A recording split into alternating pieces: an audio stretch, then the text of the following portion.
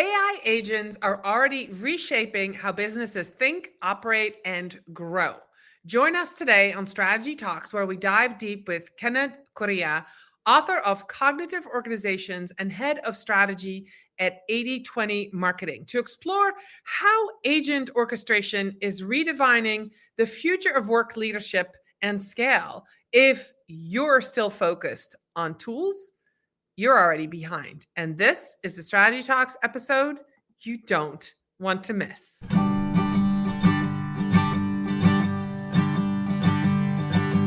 Let's strategize together. Let's hear it from an expert. Join the conversation, it's informative and free. You and me, let's talk some strategy.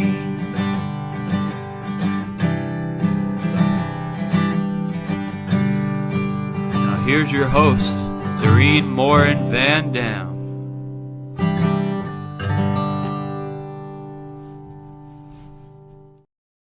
Hello, everybody. Welcome to another episode of Strategy Talks. I am so excited to be here today. Another Tuesday morning, another episode of Strategy Talks. If you're watching us live on Facebook, on YouTube, on LinkedIn, I want to welcome you. If you're listening to Strategy Talks as a podcast, I want to make sure that you know that we know that you are here and we appreciate your time spent with us today. Now, before I bring onto stage my guest today, I want to just say the timing of this is amazing. This guest had been invited. We had to reschedule, and it kind of coincides with ChatGPT bringing out agents, right? And so we're going to talk about AI agent strategies today. So without much further ado, I think that connection actually is amazing. I'm going to bring onto the stage my new friend, Kenneth. Kenneth, how are you today? Hi there, Doreen. I'm amazing on my side. Thank you for having me on your show. I'm pretty sure we're going to get into all the details, the important vision and strategy of AI agents. So very happy, glad to be here. Yes, I am very excited that you're here and especially dive deep into AI agents. I think that last sentence in the intro, we've been talking about tools. You are way beyond using AI as tools. You just in the green room showed me your company, like it's a big group of people sitting there. And I think I love that. I love that visual, especially because people are so worried about what's going to happen when AI agents that are here are going to take over. So let's get started with this question. In your writing, you described the 3-layered AI agent system, right? Research, synthesis, execution, that mirrors how human knowledge workers operate. Definitely. So what are the real world organizational roles that are most vulnerable to this kind of agent orchestration, and which ones are most likely to evolve instead of vanish? Because we know as marketers, we feel pretty vulnerable right now. Definitely. And we should, right? Because we're seeing these tools get more and more powerful. We're hearing about these AI agents everywhere. I just came back from San Francisco, and all the signage in the street was all about agents and agents doing all the work. And whatever you look at social media, whatever article you read on the news, everybody's talking about the idea of autonomous systems and a network of AI agents and all that. So let me start by saying that as a marketer, the first time I heard of generative AI, this is maybe a year before ChatGPT was out. So there were already some generative AI tools out. I had it hit me like this is going to be very important. And again, when we say important, I'm trying to say that this will impact how we do our business, how we hire people, how we organize their work and their production. My company is a 95 people company. We work with the largest companies operating since from Rio Grande in Mexico down to the bottom of Argentina. That's where my clients are located at.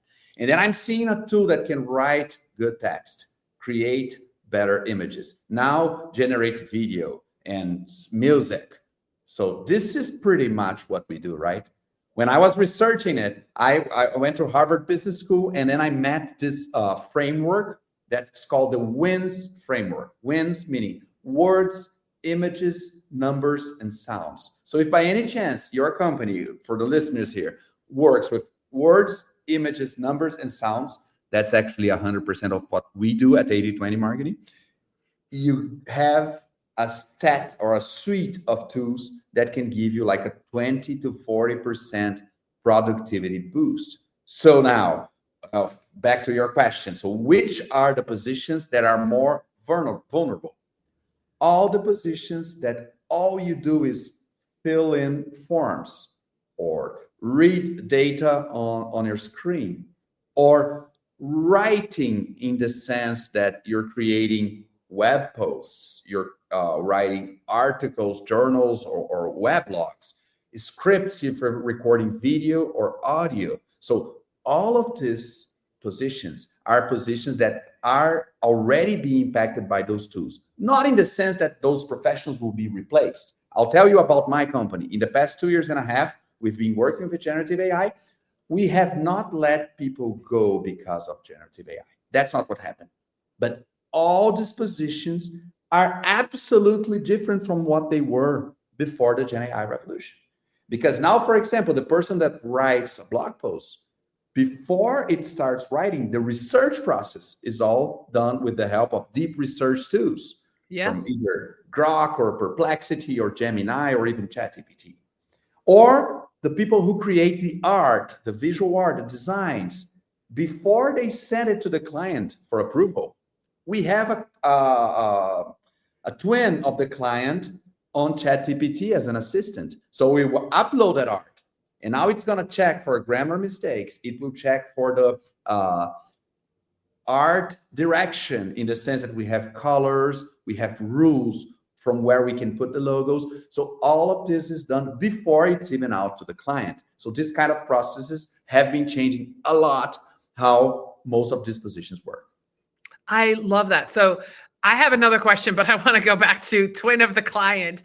I've heard people do this before, and I have done this myself. So can you explain that for somebody who's watching? Maybe they're a marketer, maybe they're a business owner, and they don't have this set up yet. How do you create a twin of a client in your AI so that you can upload things and ask that and look for that approval? So by the time you send it to a client, you're probably 95% sure that they're going to love what you've created. How do you do that? So we are 2 years and a half into the generative AI revolution. So if you speak to anyone working with AI before that, that's what I would call the real AI experts. They will probably teach you, give you a lecture, 30 minutes long, explaining all about models and data sets and training, or even fine tuning, which is like a specific term. I will not tell you anything about it.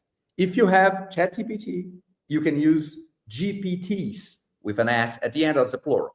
If you have Gemini, you can use Gem, the first three letters, Gem. So those are two functions for these tools, where you can create a specific assistant that is not going to answer everything about everything for you, but you will provide directions, instructions. Those could either be written as a prompt, or files can be provided, PDF files, Word files, PowerPoint files, as directions for this agent, for this assistant. And now you're going to instruct either the GPT or the Gem and say, you will work as an auditor. You will receive a text or images or videos created for this company. You have to be sure that this file that was provided is following 100% of the guidelines.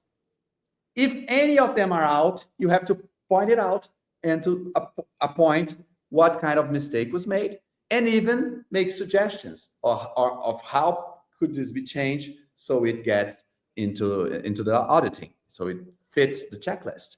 So now we've got a tool that not only audits, but also recommends change on top of that.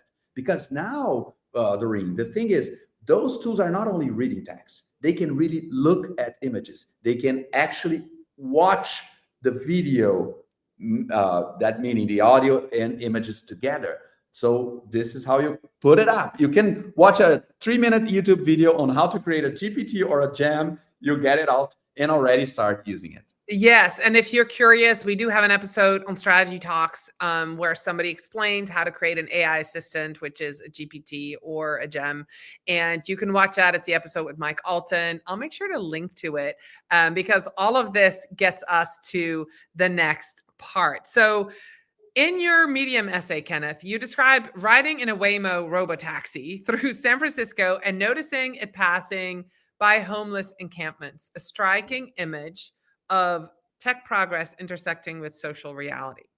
That moment you've used in that essay that becomes a metaphor for you. We can build autonomous systems at scale and yet still be blind to the fundamental human issues. So let me ask, how can strategy leaders ensure that implementing AI agents and their networks doesn't just optimize process it, but also truly respects and responds to the complex human systems that it overlays? Because we are humans, and how do we mesh these things? I get it. It's a very complex question in that sense. I was in Boston at the MIT last year when I was launching my book. And then I went to a meeting with two Nobel laureates, two economy Nobel laureates. I didn't know they were going to be indicated. They didn't either. So it was amazing to be able to speak to them and all that. And they wrote a book called Power and Progress.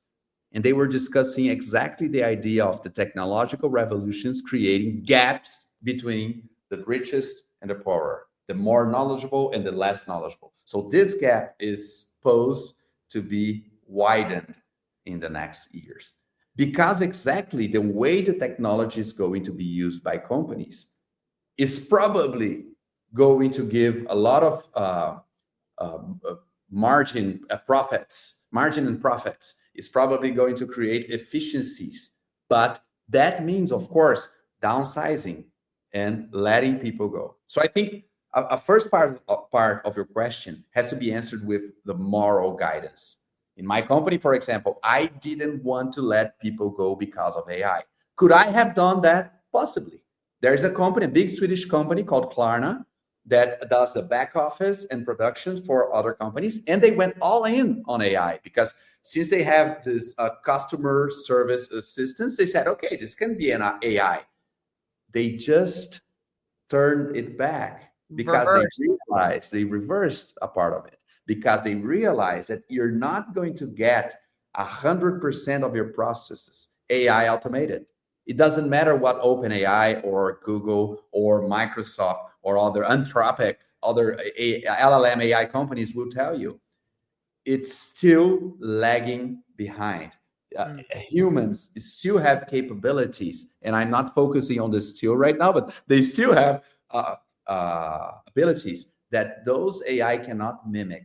Not even close. So if you use those tools for research, that's amazing. So a part of the job of a digital planner, for example, is happening a lot faster. But it's not about letting the planner go. It's about getting him to create more projects during his work time. So that's how I framed at my company, the way that I was going to get that AI could really accelerate or augment or improve and get down to teaching my employees how to do it. So I think this is the first half of that question. You have to consider the moral side of we're still an organization, we're still a company, a group of people trying to make it to a destination, to get to a point at the end. The second part of it is the technical part behind it. Because again, whenever I started running some orchestrated agents working together, I had this dream that it could be 100% autonomous. But once I kickstarted it, it never works. I could never get a network to work 100% autonomously. Every time that I put a human being as a part of the processes, or how they call it, a human in the loop, the quality that we deliver go way higher. So even if you're not connected to the moral side of it and you're just looking for efficiency, still humans as a part of this process make a lot of difference. And I'm being pragmatic here in that sense for that part Yeah. of the so the idea of having humans in the loop, and you have to have humans as early in the process as you can. Because if you only use humans for auditing, like let's say I do everything, I'll just check before I send it. It's still, you're losing the best part. So having a human being, a person, a creative person, for guiding, for making judgment calls, deciding on wherever you meet, like this places where you have to go either left or right, a human being is still doing that a lot better than any AI system I've run into. I love that. That gives me a little bit of hope. It gives hopefully the listeners and the watchers a little bit of hope. Do you think that is going to change, that it's going to be less and less input from humans? Or do you think that there will always be, especially at the beginning, if we're talking about creatives and marketing, there'll always be a human involved at the beginning and at the end, that there always be a need for that? Or will there come a time that all of that will become automated? The way I like to frame it is, I will use the Waymo cars again as an example. So I'm in San Francisco, need to get a ride. I can call an Uber. Uber is very expensive in San Francisco because of all the labor costs and all that. It's a lot more expensive than on the East Coast. And then I can call a Waymo. Now, the Waymo is usually 20% less expensive than the Uber. So again, being pragmatic, you're going to go for the cheapest option. But let's put it like this. Do you really think these human beings generated for 9 months, have to be raising in a family for, I don't know, 15, 16, 25 years before we are out in the market with all the possibilities of imagination, creativity, and storytelling? Do you really think we should be driving cars? I'll go a little bit more extreme. There's mining operations in Brazil. So we need miners to go into this very dangerous space with toxic gases, like under layers and layers and layers of earth. Sometimes there are accidents. You remember the Chilean that got stuck? Yep. Do you really think that, again, us as human beings should be spending our times inside these mines? So the way I like to look at it is, of course, AI is already bringing a lot of change. There will be job displacement. So that's the not good news part of the story. But if we get AI to do all this repetitive, mechanical, non-thinking tasks, I don't know, checking numbers on a spreadsheet, really? That's what this thing inside our heads was created for, checking numbers on a spreadsheet. So I really think that AI is supposed to get all of these tasks. Those are going to be AI driven and AI decided. But now, that's regarding these mechanical tasks. Every time that you have a more complex job to be done, you have a project to create, you're innovating. We work here with public relations, so you're trying to influence the public opinion on topic. I'm pretty sure that humans are gonna have the most important part of that job done. You know, maybe sending the emails, that can be AI and no problem. But thinking the narrative, the argumenting, the writing, still human beings are going for a long time. Good. That makes me feel better. It's interesting to talk to different people. This is one of my jobs on Strategy Talks, is to interview people with different views of AI, right? And they're in different parts of the journey. And I love how you're implementing it and where you are and where your team is. And it seems like you are definitely on a path that's ahead of where other people are that I talk to, especially small business owners in the US. So I have a follow-up question for that. So a lot of the AI centers around tools, right? But you focus on roles and organizational design. What's an often overlooked internal friction point that companies, whether they're big or small, face when transitioning to that agent-led workflow, because you've already done some of that, right? So you already have some of those agents at work, even though there's, all your humans are still working with you. Where is that friction point, and how can a business even get started? Like, do you want to answer what was your first agent that you deployed? Like, I'd love to know. Like, let's get into the weeds of things. Let's talk about it.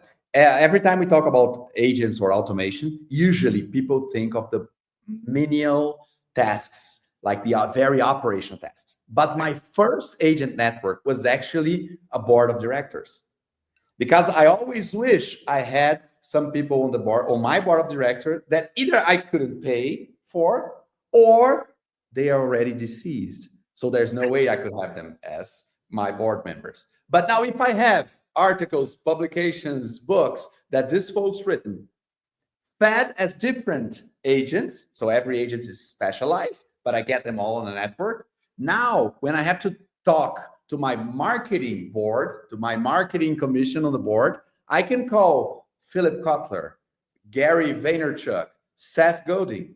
Those guys are a part of my board. I mean, of course, a twin of them with all the free license publications that I have online. So I train these agents to behave and to reply as if they were this marketing specialist. I did the same thing to sales, same thing to strategy, same thing to operation. So my first network that was really in use, I used together with my partners at the company, we are 4 partners here, to get feedback on our strategic plan. So we had this strategic plan for 2024 written, and this agent network went there and gave us like really good feedback.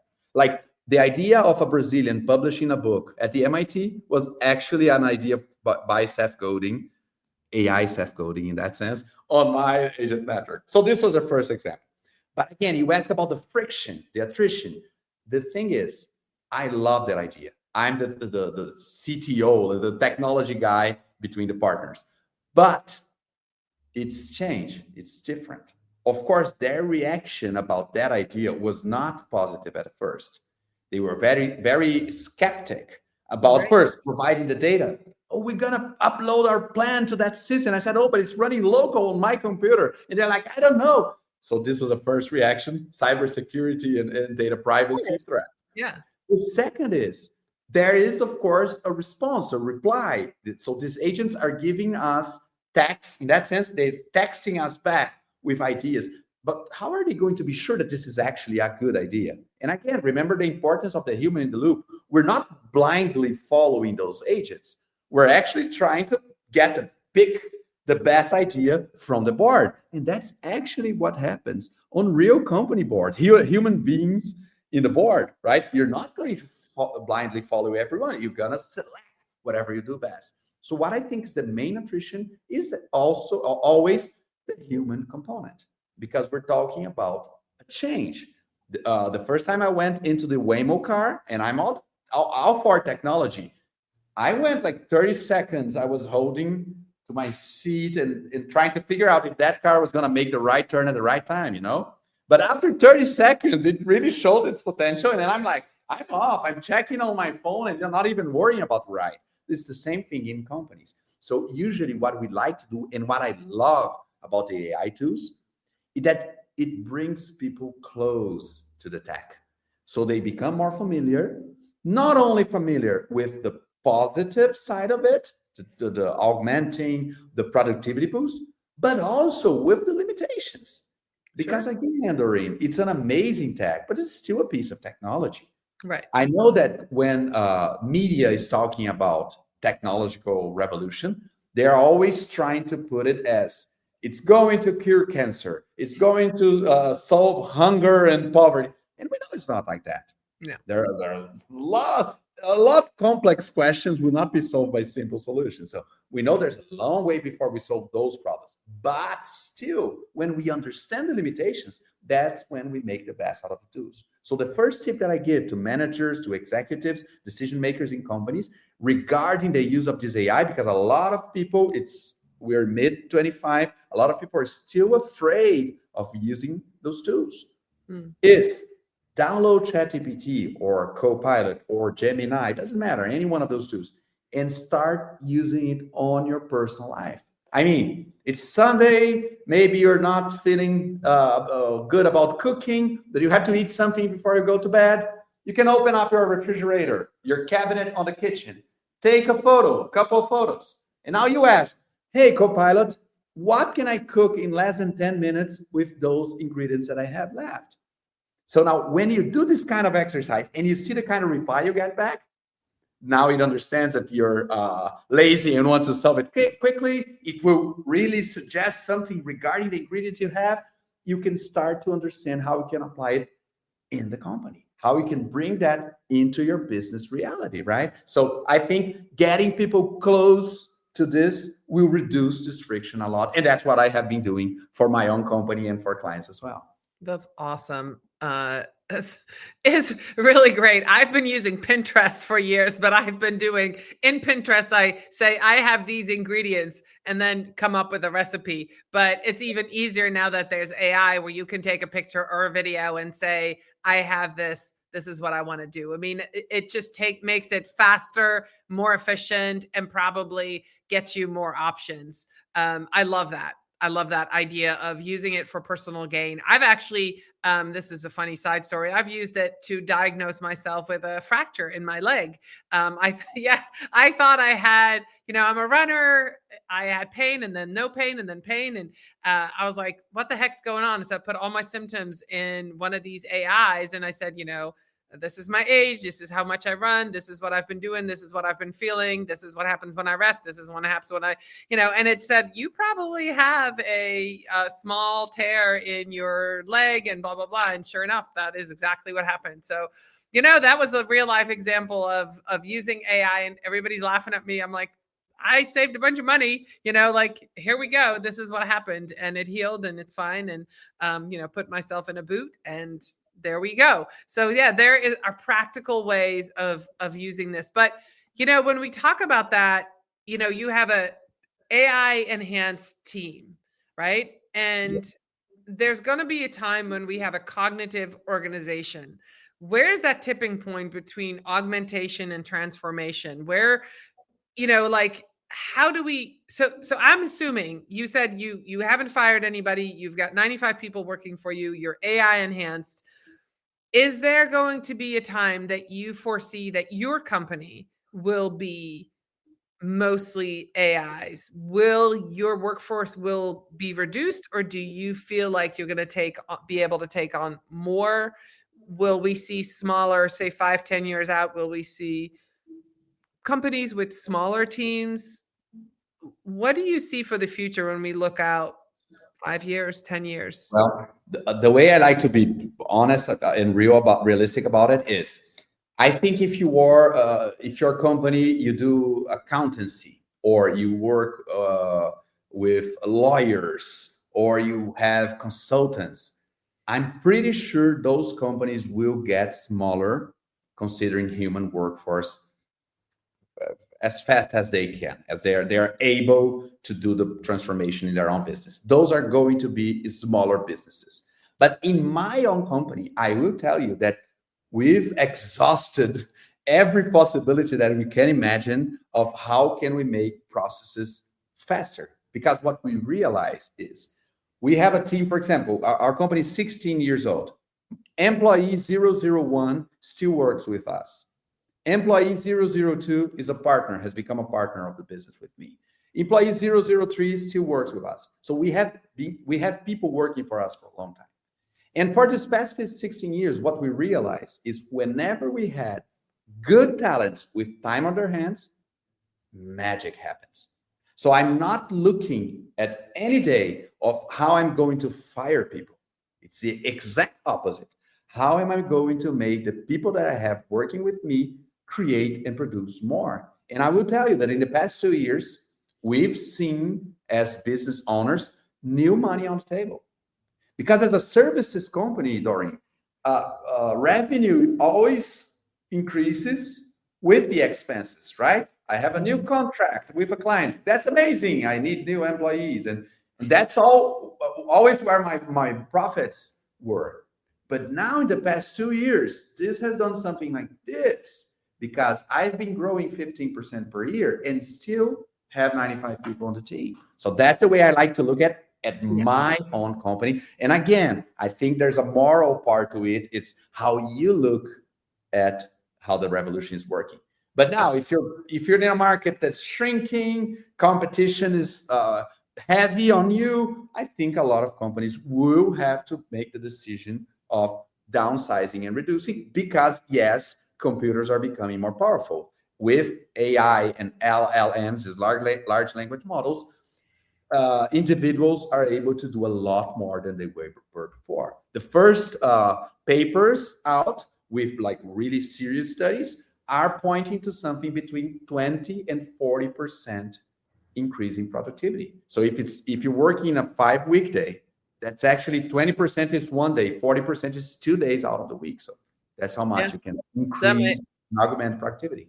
That makes a lot of sense. Kenneth, I cannot believe it, but we're at time. So I know you have your book.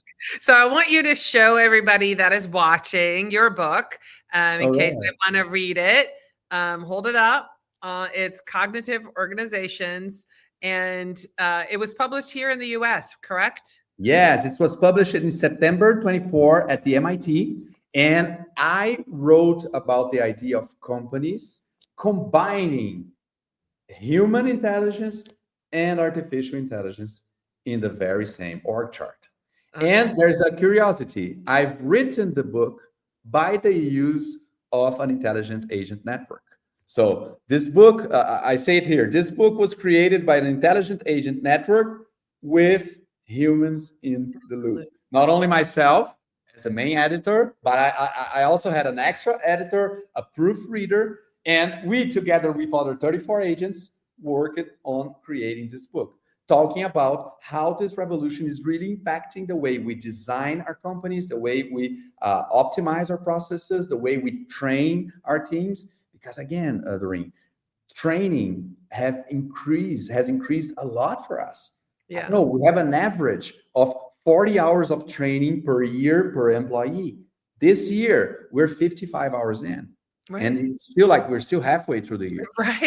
Right. Yeah. That's amazing. So I'm going to make sure that in the show note, if you're listening to this show note, there's a connection to Kenneth so that you can connect with him on LinkedIn and where you can find the book. Kenneth, this has been a great conversation. I love it when guests show up with enthusiasm and they're ready to share everything they know about this topic. And you sure did. So I appreciate you being here today. Thank you. It's a little bit Brazil sauce that you know, right? That's because what it is. That's what it is. Yeah. And I was just saying, this really has been a great international season in 2025. I've got lots of people from new countries that I hadn't interviewed before. And I love that you are here with me today. For those of you watching, thank you so much for staying all the way to the end. Thank you for those of you who listened to the podcast all the way to the end. Make sure to connect with Kenneth, and I'll be back next week with another episode of Strategy Talks. Bye, everybody.